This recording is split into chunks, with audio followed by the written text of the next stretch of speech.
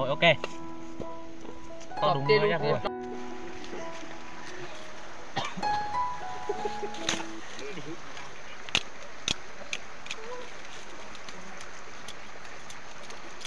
Vì nó chung họ. Sáng chỉ tiếng. Chứ mất trò này. Tròn lên. Con lấy chiêu đó tao khổ. Thật lè tè thế thì. Chứ tập lên đến tiếng. Trong lý thằng tí Đã lên chậm. Để một cú lắc tẩy tròเลยha. Hôm nay nấu ăn giỏi quá. Gia vị kia đâu? đâu? Gia vị nào? Đây.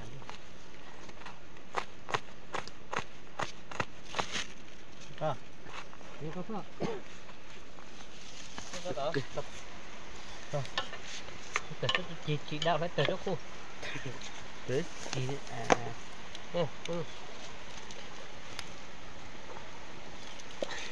Có chuyên nghiệp. đây có là mỏ con khu.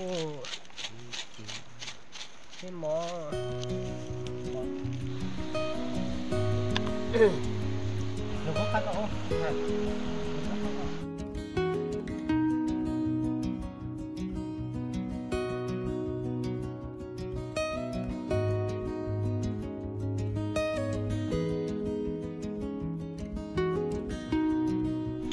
Vào đây vào nhé.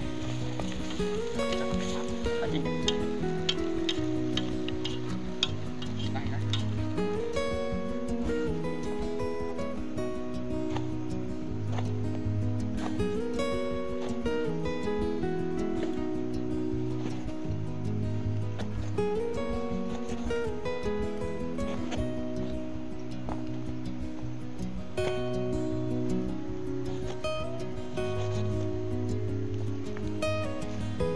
Đó là anh đang cái sẵn.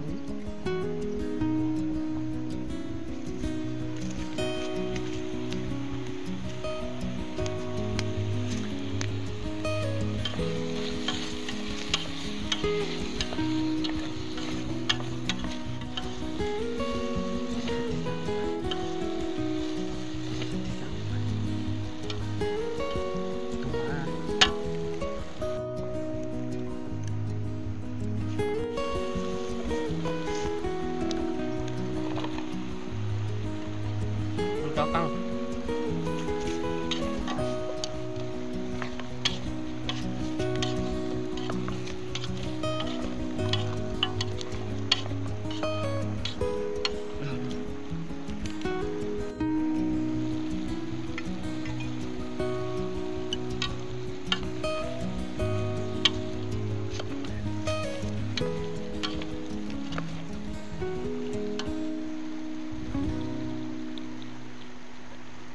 Nhưng mà tôi đủ rồi.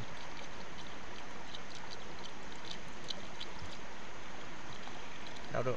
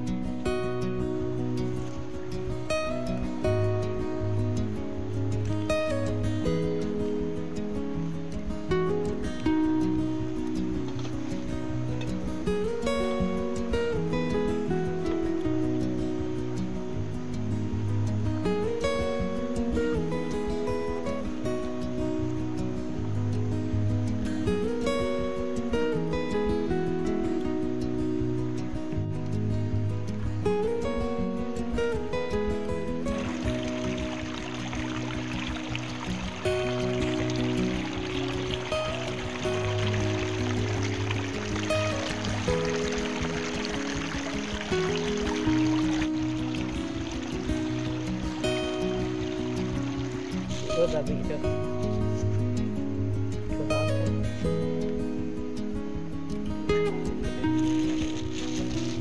Kệ rồi.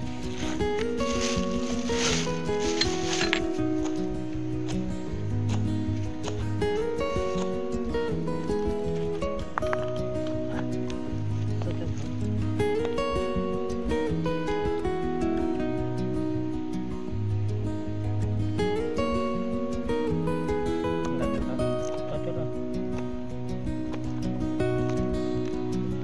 hôm nay là em có bạn đầu bếp mới nha các bác nha.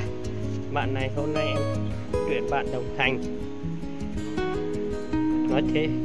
Nói thế thì không đúng các bác ạ, nhưng mà hôm nay nói chung là em đi lên bản em mua được một ít đỗ này, xong em rủ cậu thanh niên này luôn, bạn ở trên bản, em rủ bạn luôn. Đây hôm nay bạn đang bạn ấy đang tẩm ướp món cá nực hấp, sau đó là mang đi nướng. Nó sao sao Mình sẽ cho coi. đi hót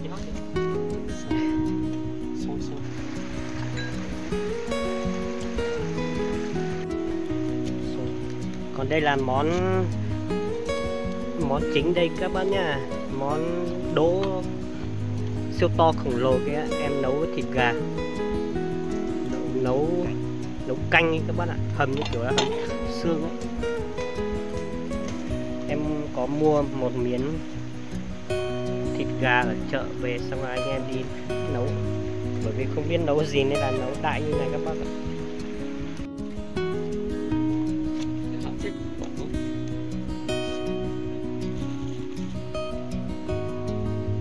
Món cá nướng nha các bác nha, không có cá tươi, đi chợ xong là tiện mua luôn cá khô.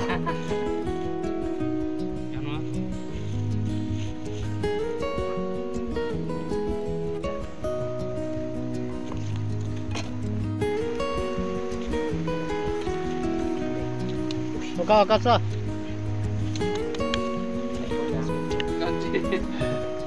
Có mất cho tất cả những con số. Dạ chắc rồi. Có số Than cái. quay cẩn thận. Ok, quạt lửa đấy.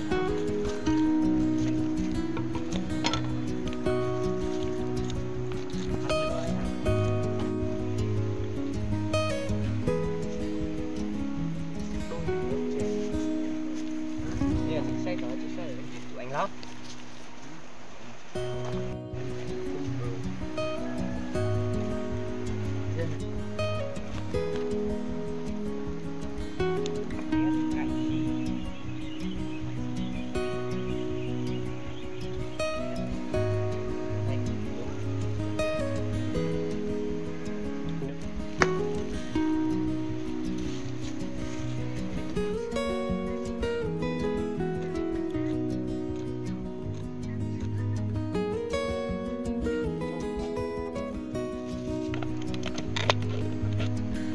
Bây giờ không có bát để làm nước chấm nha các bác nha.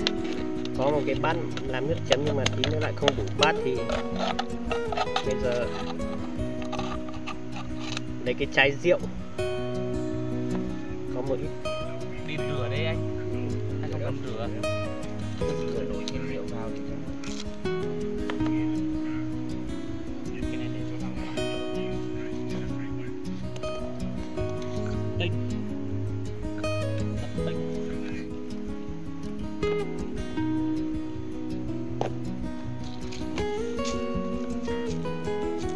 có rồi, không nhiều lắm. Chấm thịt gà cái mắt cái này hợp với thịt gà rồi, xương hầm của mình. Ô chỗ con được sao?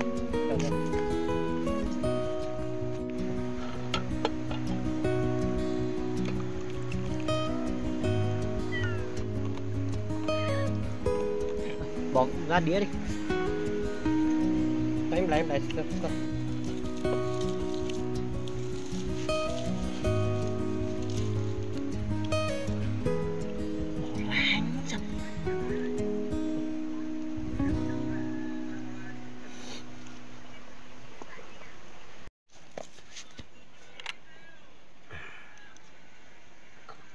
không có thìa.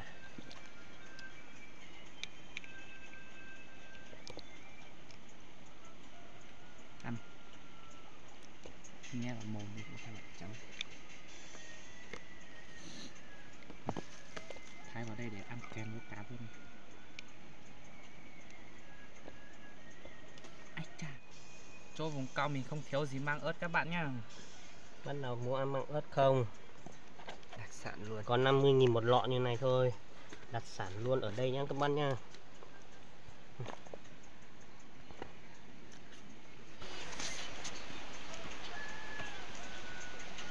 Thả con một cơ. Thả. Thành tôm.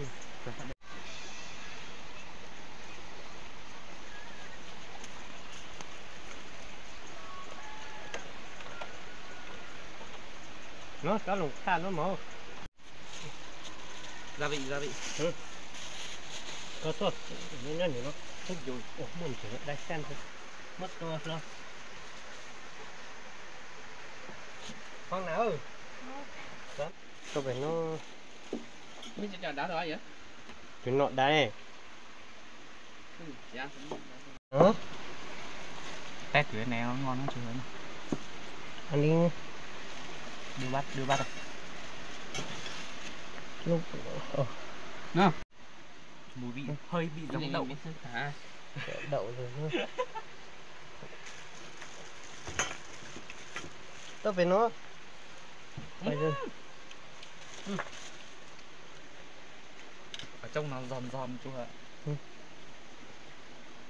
Nó giòn.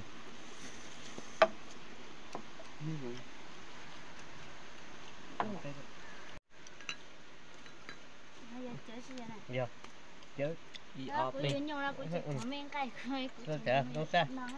ô thằng này than đấy tôi chả mẹ uống xong rồi. Bộ bạn. Ngon lắm hả? Ngon lắm. Các với hàng ho. Đây, chờ con này, nói cho coi. Ăn miếng cá này. Nó đâu có ăn chế được hả? Nó có sao? Béo chế với vô có không? Thật là Không lọt. chỉ là, Không lọt. hạt. Chưa đâu. Hạt to luôn này, đúng chưa? Chưa có muối. Nó men cay chứ. Nó đã có hai. Hai đế địa to quá. Có chưa đi ra? Tại vừa. Chưa cú vô ạ. Em đi không thích mấy.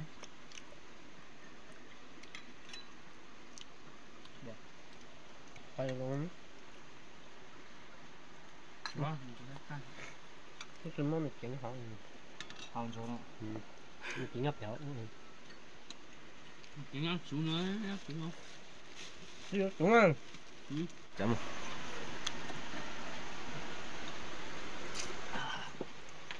Phê.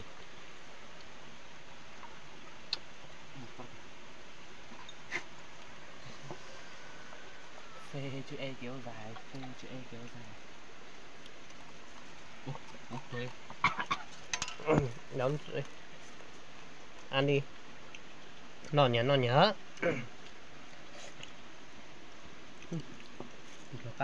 Không nha. Cho hắn chụp hậu này. Đúng sao? Nó hơn là Ừ. tăng.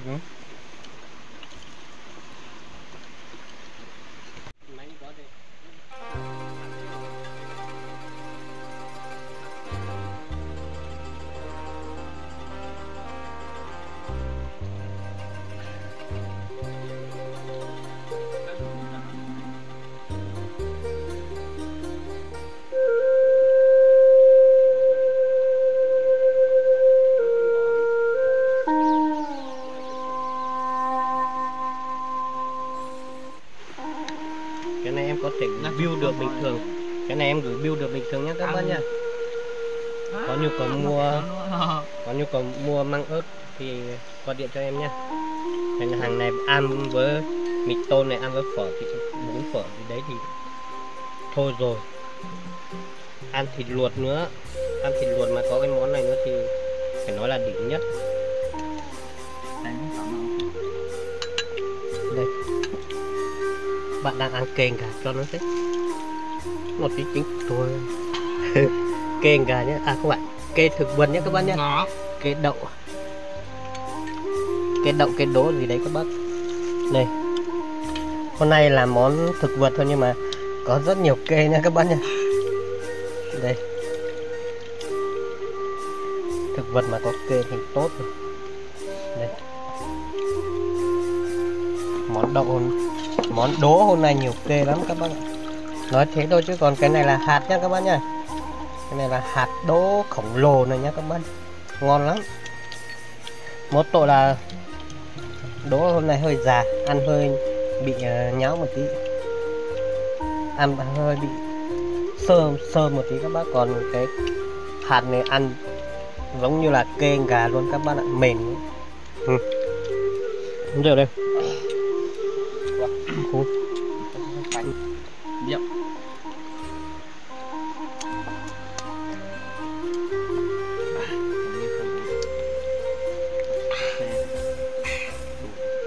Hôm nay là anh em uống rượu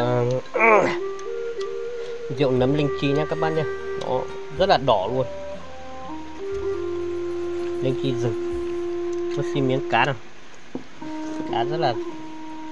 Cá rất là ngon luôn.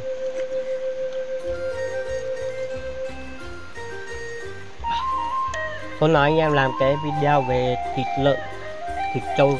Mai đi mua sắm.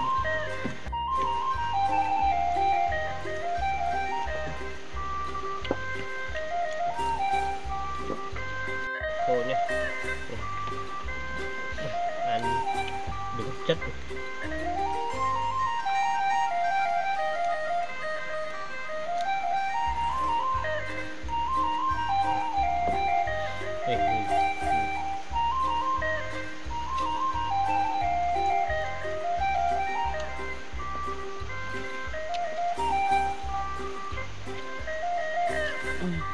Hết mạnh mẽ luôn. Nó cay. Con chậu.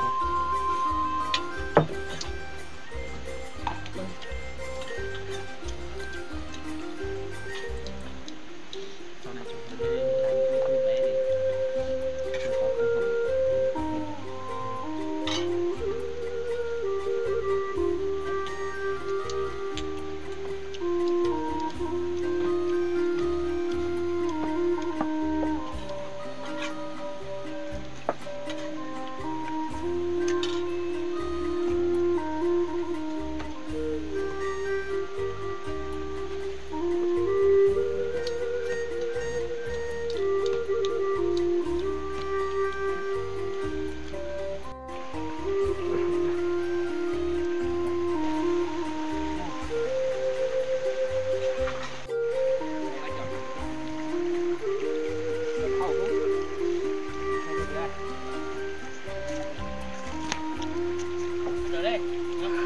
Lại đó.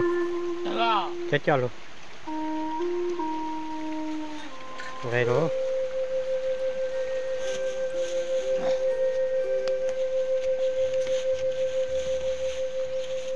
Không thấy có thầy có tới phải được không? Có thầy có tới phải được không tao? Lấy không ra. Nó thấy Xem nào. nó Phải được không? căng ấy. Lọt cụt tới sâu thế. Nó Chân ra- chuột. Hả? Chân chuột. Nó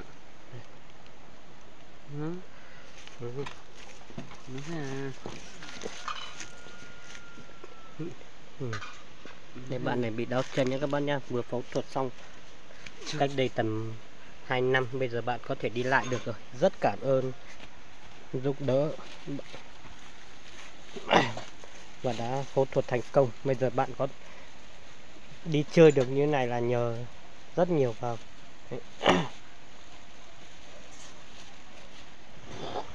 Bây giờ anh em đã xong nha các bác nha. Và bây giờ đang dọn hiện trường, chuẩn bị về. Đi, mở.